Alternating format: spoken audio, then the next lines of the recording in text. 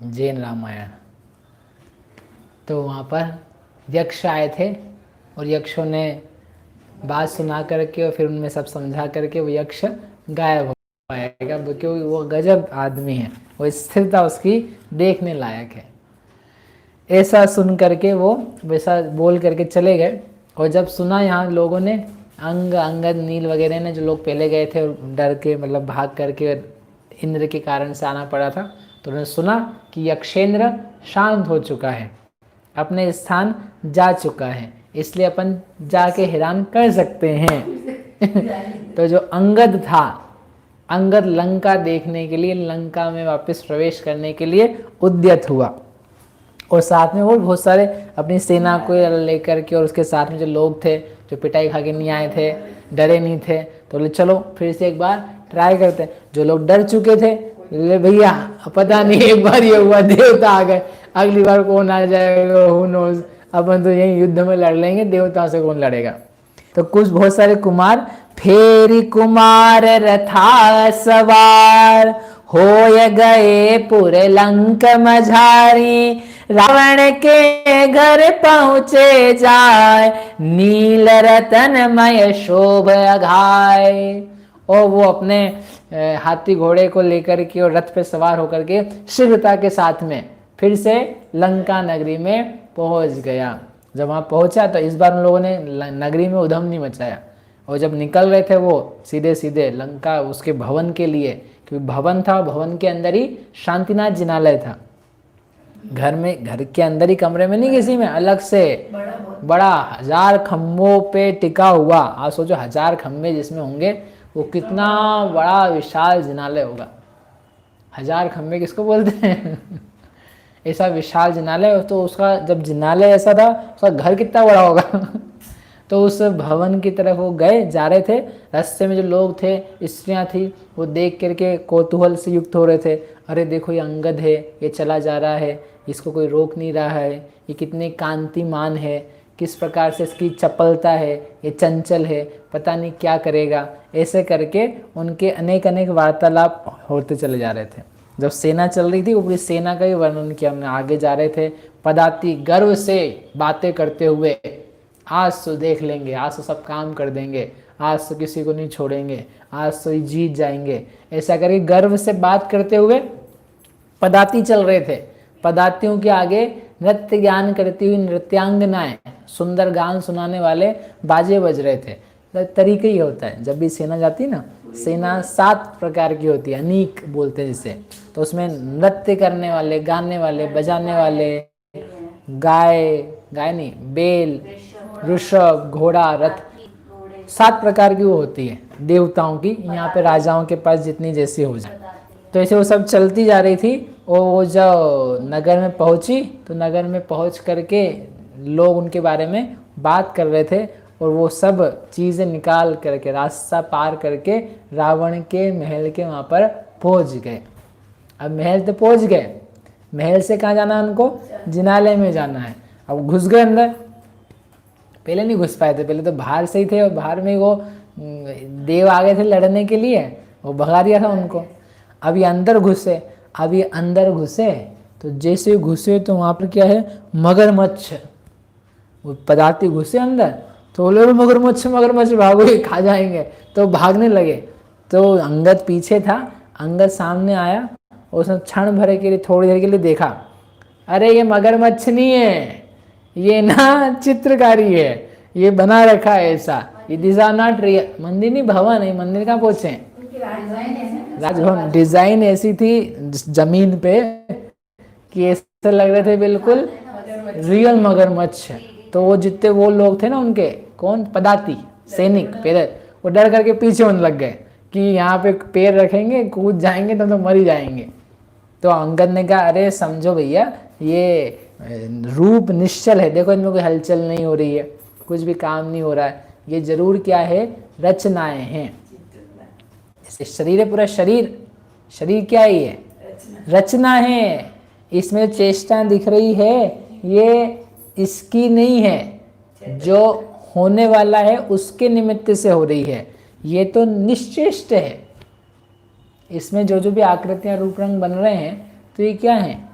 ये इसके दिखाई दे रहे हैं वास्तव में, लेकिन एक जीव के हुए बिना ये सब इस प्रकार की दिख नहीं सकती हैं।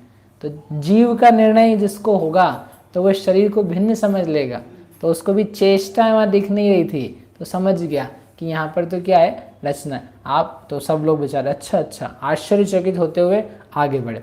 अब वो जो उसका महल था इंद्रनील मणि और स्फटिक से बना हुआ, अब वो उनको समझ में ही नहीं आया, उसमें घुस तो गए, वो घुस गए। और इंद्रनील मणियाँ नीली नीली रंग की, पूरी दीवार की दीवार इंद्रनील मणि से बनी हुई, स्फटिक के कमरे बने हुए। अपन सुनते देवताओं के निवास, देवताओं के तो होते ही हैं भवन वगैरह, बिना विमान। रावण का ही घर ऐसा था। अब वो जाएं तो जा करके थोड़ा आगे जाएं तो ले दरवाजा होगा, दरवाजा तो घुसे अंदर, ठीक आ गया। और ये क्या था, हमको लगा दरवाजा है, ये क्या था यहाँ पे। तो कैसे भी करके टटोल टटोल थोड़ा सा आगे गए तो वहाँ पर एक लंबा काले रंग का, अंजन के समान काला भस्म का रंग जिसका चढ़ा हुआ था, बहुत विशाल का एक गज, जिसके हाथी दांत निकले हुए हैं और बिल्कुल क्रोध में भरा हुआ है, गंड स्थल उन्नत, ऐसा भयंकर हाथी। और हाथी के ऊपर शेर उसको फाड़ता हुआ, उसका जो थी दाढ़ निकली हुई, आंख बिल्कुल तेज चमकती हुई। तो सब लोग घबरा गए और घबरा करके बोले भागो यहाँ से भागो, यहाँ पे शेर है, यहाँ पे हाथी, इनका युद्ध चल रहा है। ऐसा करके सैनिक भयभीत हो गए और विह्वल होकर के भागने लगे। वहाँ धन, ये सब दिया मैं मन से नहीं बना रहा हूँ, भागने लगे वहाँ से। तो वहाँ पे से फिर से अंगद महाराज आए, उन्होंने यथार्थ रूप समझ के, अरे ये सब चित्रकारियाँ नहीं, ये वो बना स्टैचू बना हुआ है, तुम लोग घड़ी घड़ी डर जाते हो, ये रियल नहीं है, ये तो क्या है, स्टैचू है। पहले चित्रकारी थी जमीन पे, अभी स्टैचू बनाया था, इतना रियल लग रहा था कि इंसानों अभी अपने ऊपर ही आक्रमण कर देगा। जैसे मरण आता है ना, मरण तो कैसा लगता है, कैसा लगता है?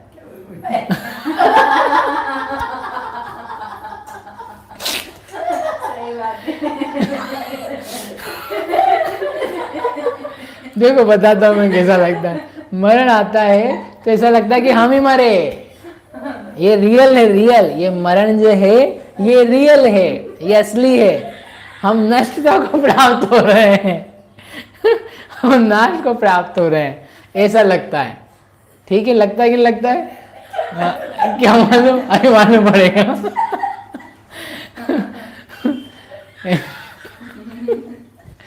इतनी बार जीव मर चुका है फिर भी नहीं मरा है, याद नहीं करता। तो प्रश्न क्या था हमारा कि मरण जब आता है तो कैसा लगता है, मानो सचमुच का मरण है, मरण ने नष्ट हो जाना, खत्म हो जाना, अस्तित्व नाश हो जाना।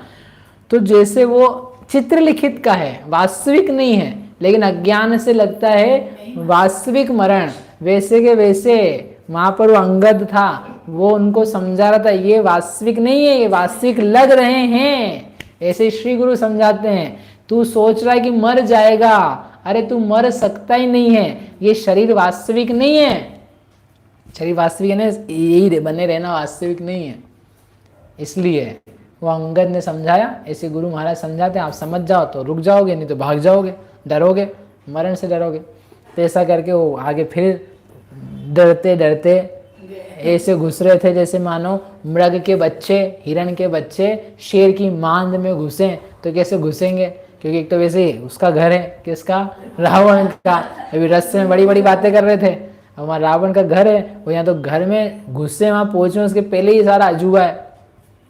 तो वो टटोल करके, अब वो स्फटिक भी दिखे नहीं उनको, वो दौड़ के भागे, तेजी से जाएं तो कभी सिर टकराए उनका, कभी हाथ टकराए, कभी गिर पड़े, तो बेचारे कभी उनका सिर भन्ना गया, कहीं मुंह टूट गया, कभी हाथ टूट गए, खुद ही गिर पड़े। ऐसे वो बेचारे ऐसे घूमने लगे वहां पर जैसे जन्मांध, सघन वन के बीच में, जन्म का अंधा जिसने कभी देखा नहीं कुछ भी, तो वो जैसे सघन वन के बीच में भटकता फिरता है, ऐसे वे उन मणियों के बने हुए महल के बीच में माया जाल की भांति वो सब फंस गए उसमें, वहां से निकलने का उनको रास्ता नहीं मिल रहा है। जैसे तैसे करके एक कमरे से दूसरे कमरे में पहुंचे, तो बोले अब चलो अब तो ठीक जगह पहुंच गए, फिर वैसे ही कमरा। कोई उसने मेज नहीं बनाया था, कोई अलग से विद्या नहीं लगाई थी, वो अपने आप में ऐसा था कि वहाँ के जो जानकार थे वही लोग निकल पाते थे, और जिसको जानकारी नहीं थी तो उनकी तो हालत खराब हो रही थी। आचार्य ने कहा कि उनके पैर टूट गए, घुटने टूट गए, ललाट की तीव्र चोट से तिलमिला रहे थे। वे यद्यपि लौटना चाहते थे वापस, लेकिन उनको निकलने का भी मार्ग नहीं मिलता था। फंस गए वैसा कि अब कैसे निकलूं मैं बाहर। तो उन्होंने सोचा ठीक है अब मिल गए तो अब आगे बढ़ के अपन यहाँ से काम करेंगे। कभी वो जमीन रखते थे कि यहाँ जमीन है कि नहीं है, लगता रहा जमीन है, और जमीन जैसे ही पैर रखा भट नीचे गिर गए वहाँ कुछ सही नहीं नीचे, ऐसी रचना थी। तो उसको लगता था अब क्या हुआ, मतलब कदम कदम पर जैसे संसार में दुख ही दुख मिलते हैं, व्यक्ति भ्रमित रहता है, समझ नहीं पाता है, वैसे उनको उस महल के बीच में जाकर के बहुत कष्टों का अनुभव हो रहा था। वहाँ पर जाकर के जब जा रहे थे एक स्त्री थी, तो उन्होंने देखा अरे ये आज महिला है, ये हवा में कैसे खड़ी है, हवा में खड़ी थी वो, रियल महिला गजब, ये कहता नहीं कैसे खड़ी होगी। फिर देखा उसने कि ये और ऊपर जा रही है, फिर और ऊपर जा रही है, तो महिला ऊपर जा रही थी। तो उनको समझ में आया अच्छा ये इसका पद विन्यास हो रहा है, मतलब यहाँ सीढ़ी है, ये किसी सीढ़ी पे पैर रख के जा रही है। सीढ़ी थी यानी स्फटिक था, स्फटिक क्यों बोल रहे हैं बार बार, स्फटिक दिखाई ट्रांसपेरेंट रहता है, स्वच्छ रहता है, तो ऐसा लगता है जैसे आकाश में ही चल रही है। तो उसने उनको बोला भी अरे बहन जी, अरे बहन जी, हे विलासिनी, हे स्त्री, हे देवी, कृपा करके यहाँ से बाहर निकलने का रास्ता तो बताओ। अब वो उसकी आवाज़ वहाँ तक पहुँचे, इसके पहले तो वो चली गई ऊपर, क्योंकि कमरे थे ना ये, अब इनको लग रहा आवाज़ जा रही है, आवाज़ तो कुछ जा नहीं रही थी। तो बेचारे फिर वो चक्कर में पड़ गए कि हम किससे पूछें। उनको जिनालय तो दिख रहा था, वहाँ से जिनालय का शिखर दिख रहा था, वो जाना भी चाहते थे, लेकिन रास्ता जैसे मोक्ष का नाम तो सब जानते हैं, मोक्ष में जाना है, मोक्ष में जाना है, मोक्ष में जाना है, मोक्ष सबको दिख रहा है, लेकिन ऐसे स्फटिक के इस चक्कर में, संसार के चक्कर में ऐसे पड़े हुए हैं कि निकलने का मार्ग क्या है, खोज कैसे करूं, वो कुछ भी मिलता नहीं है। थोड़ा सा वो आगे गए तो आगे जाने पर एक उनको द्वारपाल दिखा। तो उस द्वारपाल से उन्होंने पूछा कि बताओ आगे जाने का रास्ता क्या है, शांति जिनालय का, जल्दी से आप हमको रास्ता बताओ, हमको जाना है शांति जिनालय। तो द्वारपाल कुछ नहीं बोला तो उनको बहुत गुस्सा आया कि अरे कुछ नहीं बोलता है ये अहंकारी तो कुछ कहता ही नहीं है, अभी इसको समझाता हूँ। और उसको एक चाटा लगाया, ऐसे जैसे चाटा लगाया उसका हाथ टूट गया।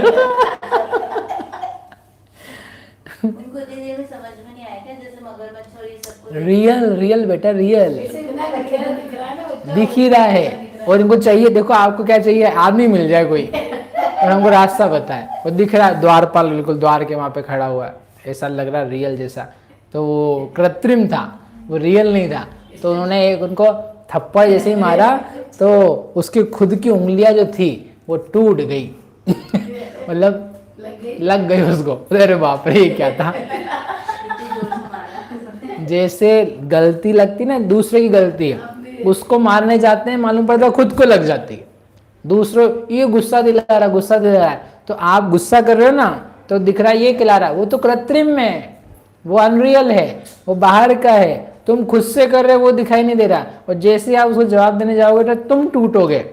वो टूटेगा कि नहीं, वो जवाब देगा कि नहीं पता नहीं, लेकिन तुम टूट जाओगे। तो ऐसा करके उनका रहे अपने, फिर धीरे धीरे हाथ लगे, ये द्वारपाल नहीं है, ये तो स्टैच्यू है, इसको मारने से कुछ नहीं होगा। ऐसा करके बेचारे वो कठिनाई से दूसरा एक रास्ता मिला, तो वो दूसरे कमरे में पहुँचे। वहाँ जाके देखा कि यही द्वार हो, लेकिन वापस से वैसा का वैसे ही मेज़ मिला। इतनी उनकी चिंता हो गई थी, इतनी स्थिति बिगड़ गई थी कि वे निरुपाय हो गए। हम क्या करें, हम कुछ नहीं कर सकते हैं। फिर भी कैसे भी करके आगे आगे बढ़ने के लिए एक दूसरे को भरोसा दिलाते हुए चलने लगे। और वहाँ पर फिर एक कोई मनुष्य उनको दिखा। जैसे उनको मनुष्य दिखा उन्होंने कहा, उसके बाल पकड़ लिए, बाल पकड़े, दिखा हमको रास्ता दिखा बाहर निकालने का, अगर तूने रास्ता नहीं दिखाया तो हम तेरी यहीं गर्दन तोड़ देंगे। अब वो रियल का मनुष्य था तो उन्होंने फिर उसको धीरे धीरे जो रास्ता था एक्चुअल, वो यूज टू था वहाँ के रास्ते से, तो उसको निकाल करके वो बाहर निकाल रहा है। और ऐसा करके बहुत मुश्किलों के साथ में उस माया जाल से, उस स्फटिक के महल से, जो रावण का भवन था, बाहर के स्थान था भी, अंतःपुर वगैरह तो अलग जगह है, लेकिन एंट्री लेने के लिए इतनी बड़ी जगह थी, तो वो उसमें से बड़ी मुश्किल से उस मनुष्य के सहारे कैसे आ गए, बाहर निकल के आ गए। जैसे फंस जाओ आप 4 गति के चक्कर में, इधर से उधर मार्ग ढूंढते रहो, तो कोई व्यक्ति मिले आपको ऐसा निर्ग्रंथ गुरु जो आपको उस रास्ते से बाहर निकाल सके, उसकी चोटी मत पकड़ लेना इनके जैसी।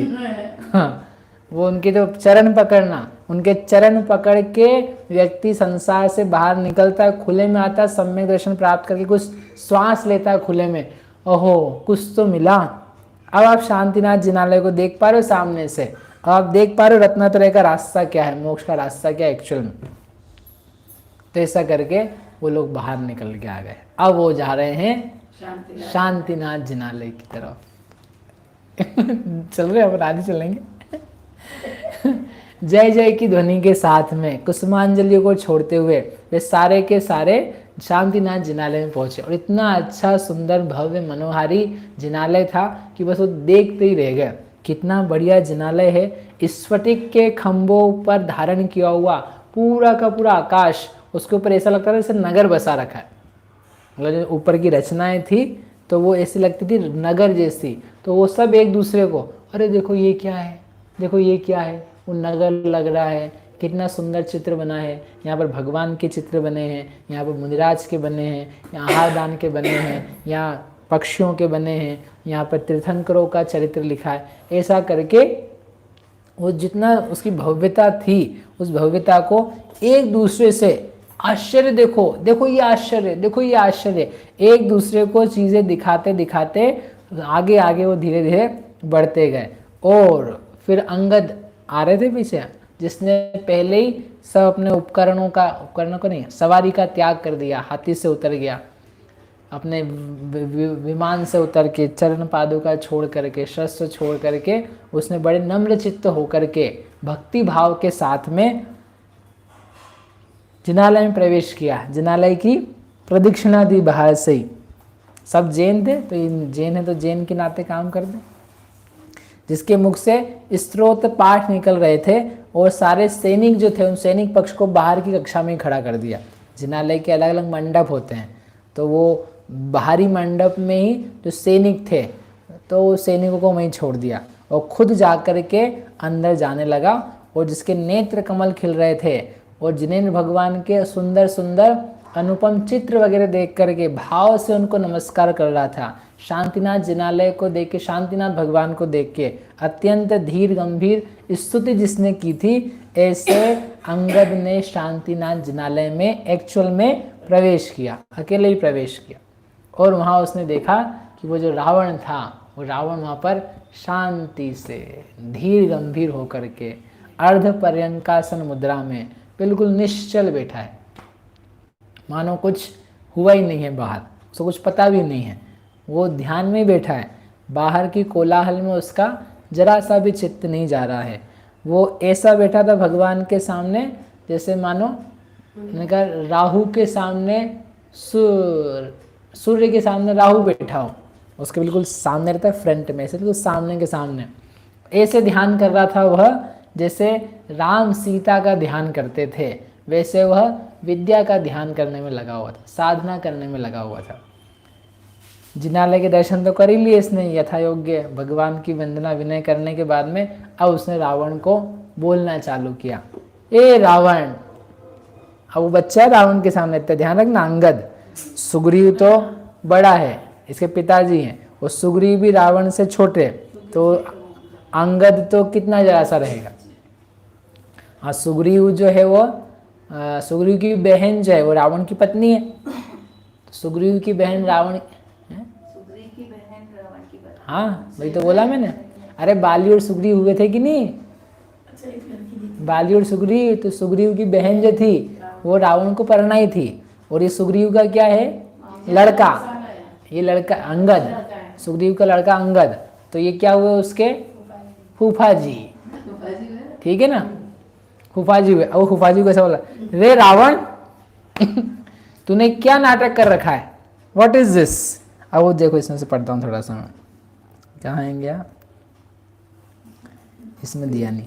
फेरी दशानन कीजे नारी, ते अंबर ते बांधी कुमारी, रावण के आगे ले धरी, तियन जऊर को पीड़ा करी। ऐसा वो संक्षेप में, इसलिए मैं शास्त्र में से पढ़ दे रहा हूँ कि वो जब रावण के पास जाकर के उसने बोलना चालू किया, इस समय बोल रावण तेरा क्या हाल है, क्या कर रहा है तू, और तूने भगवान के सामने क्या कपट का कार्य करना रखा है। एक तरफ तो तू लड़की को हर के लाता है, ऊपर से यहाँ पे क्या करता है, सत्य क्रिया करने का तूने आरंभ किया, तेरी क्रिया बेकार है, तू दुष्ट है, तू पापी है, तू पर स्त्री को चुरा के लाया है, तुझ पापी को धिक्कार है। आज मैं तेरी वो हालत करूंगा कि यम भी क्रुद्ध हुआ, यम भी नहीं कर सकता है, मृत्यु भी जो नहीं कर सकती है, आज मैं तेरी वो हालत कर रहा हूँ। अब वो ट्राई कर रहा है, देखो क्या ट्राई कर रहा है वो, उसको शुद्ध करने का।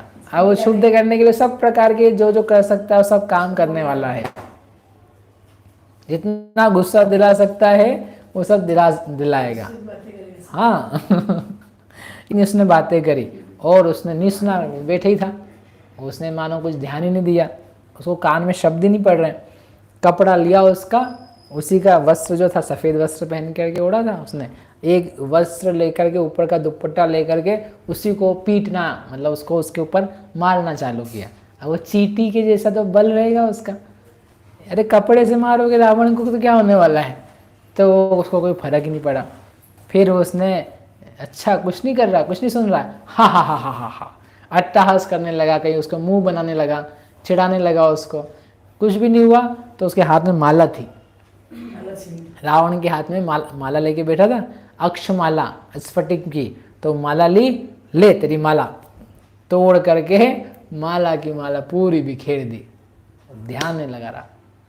कौन, रावण। रावण फिर भी ध्यान में लगा रहा, उसकी माला तोड़ के फेंक दी और उसको चिल्लाने लगा, बोलने लगा। ऐसा होने के बाद में माँ जो उसके स्वर्ण स्त्रियाँ बैठी थी कुछ, वहाँ कमल लेकर के, स्वर्ण में कमलों से पूजा करके बैठा था, तो वो कमल लेके बैठी थी, वही पूजा पाठ वगैरह कर रही थी, तो कमल छीन लिया, खुद पूजा करने लगा, स्त्रियों को भगा दिया, तब भी वो कुछ नहीं हुआ उसको। अब वो जो उसने माला बिखेरी थी, माला उसको जो भी हुआ मन में, माला के पूरे मोती उठाए और वापस से पिर माला को, माला पिरो करके वापस रावण के हाथ में दे दिया। फिर उसको ट्राई किया उसने इधर उधर कुछ करने का, फिर माला छीनी, फिर माला छीन के फिर तोड़ दी, फिर उसने वापस बनाई, फिर उसे गले में पहना दी माला बना करके, फिर निकाली तो कभी सिर में पहना दी, फिर निकाली कभी उसके यहाँ लटका दी, कभी यहाँ कर दी। उसने सब काम करे, लेकिन फिर भी वो जो रावण था, वो रावण को तो कुछ भी ऐसे ही फर्क नहीं पड़ा। जैसे सुमेरु पर्वत हो, उसे खूब तेज हवाएं चले, तो सुमेरु पर्वत को क्या होता है, कितना हिलता है, कितनी उसकी मिट्टी इधर उधर होकर के पतली दुबली क्रश हो जाती है, कुछ भी नहीं होता। जैसे सुमेरु के समान स्थिर, वैसे के वैसे वो रावण जो था स्थिर बना रहा, न उसकी काया से कुछ हुआ, न उसकी भ्रकुटियाँ लाल हुई, न टेढ़ी हुई, न उसके मुख की आकृति जो थी वो चेंज हुई, न उसकी श्वासों की गति बदली। वो एक चित्त होकर के निर्दोष मन से बस ध्यान में लगा रहा। अभी आगे के शब्द आएंगे बहुत अच्छे कि वो किस प्रकार कर रहा था। मतलब रावण तो ठीक है, रावण का जो परिणाम है, लेकिन ये लोग उपसर्ग कर रहे हैं, तो इनको भी विशेष रूप से पाप बंद होगा ना, किसी के ये जितना सब काम कर रहे हैं पाप आप बंद कहिए, पुण्य का कौन सा काम है युद्ध में, सब पाप की काम है। लेकिन सामान्य और एक भक्ति तीव्र मंद ज्ञाता ज्ञात भावा वीर विशेष भेद तद विशेष, वो सूत्र आप याद रख लेना। उसके अनुसार सब समझ लेना। सब एक ही चीज़ मत देखो, आप सब प्रकार की चीज़ें देखना, तो वो सब की सब चीज़ निकल जाएगी। अब वो नहीं हो पाया तो उसने क्या कि क्या करें, जैसे गर्मी से हाथी संतप्त होता है, वो कमल वन में जाकर के कमल वन को उजाड़ देता है। इसने कहा अब क्या करूं, तो एक गया राजा के अंतःपुर में गया। अंतःपुर यानी जहाँ पर रानियाँ सब रहती है, उस अंतःपुर में जाकर के पूरे अंतःपुर को उसने क्षुब्ध करना चालू करा। शुद्ध करने के लिए एक स्त्री को पकड़ लाया। स्त्री को पकड़ करके उसकी चोटी थी दूसरी स्त्री से बांध दी। वाह बहुत बढ़िया खूब मजा आया। मतलब वो बोला ऐसा उन्होंने मना करा था ना कि ये काम तो मत करना। क्या काम मत करना, दूसरे प्रजा को परेशान मत करना, प्रजा को परेशान नहीं कर रहे हैं। वो फिर जितना बोला था उसे थोड़ा बहुत तो प्लस माइनस, बोले थे ना रावण को एक आंच नहीं आनी जब रावण का दुपट्टे इसको मार रहे हैं। हाँ थोड़ा बहुत मतलब गला मत उतार देना उसका। अब जैसे तलवार लेके तो मालूम पड़ा गले उतार दें, तो वैसा काम कुछ नहीं करना। जो बहुत अन्याय का कार्य है वो आप कुछ भी नहीं करना है। तो ऐसा लेकर के वो जो स्त्री थी, वो स्त्री का वस्त्र छीन करके उसी की एक गले में बांध दिया और उसको लटका दिया ऊपर। वो लटका दिया, बेचारी जब हैरान, मरी मरी मैं तो मरी, तो फिर उसको नीचे उतारा। किसी के हाथ पैर बांध दिए, किसी के वजनदार पदार्थ डाल दिए, 2 लोगों की चोटियां बंधवा दी। सब करता हुआ हंसता जा रहा था और चिढ़ाता जा रहा था।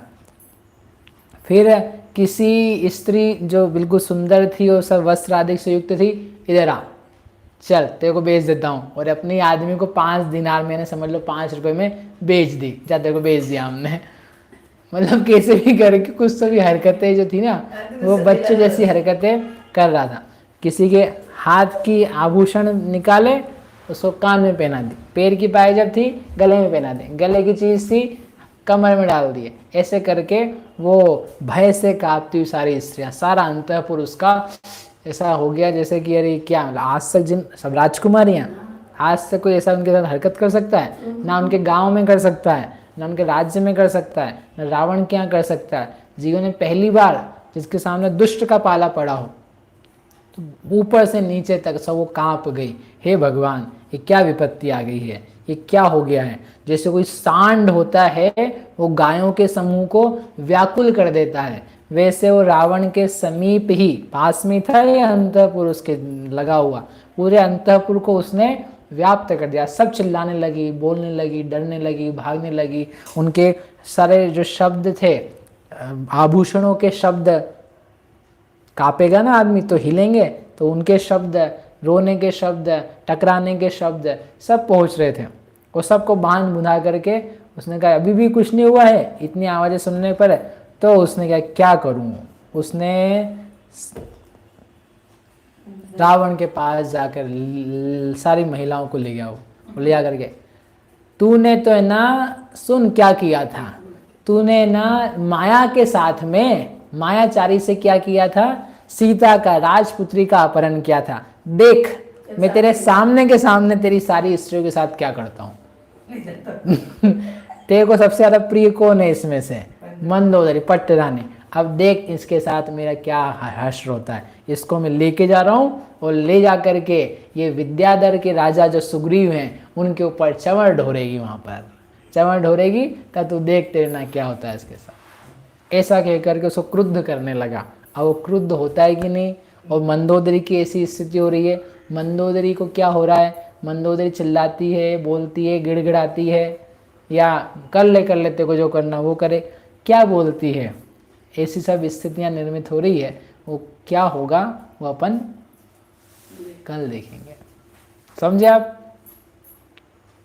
बिल्कुल आग लगी हुई उस जगह में, और वहाँ जा कर के अब बस ये अकेले ही कर रहे हैं, एक ही जगह। हाँ अंगद ही सब कुछ कर रहा है, बाकी सब लोग तो आए नहीं थे। ऐसा करके फिर भी अभी तक तो रावण हिला नहीं है। अब कल आने जब आप आओगे तो रावण गुस्से में आकर के उठ जाएगा कि रावण अभी भी बैठा रहेगा। और फिर ये मंदोदरी का क्या होगा, ये मंदोदरी को ले जाएगा चुरा करके। स्त्रियों को तो ऐसा कर ही रहा है सब, तो क्या किसके साथ होगा कौन क्रुद्ध होगा, वापस से कोई देवता आएंगे, क्या होने वाला है, इन सब के बारे में अपन कल विचार करेंगे।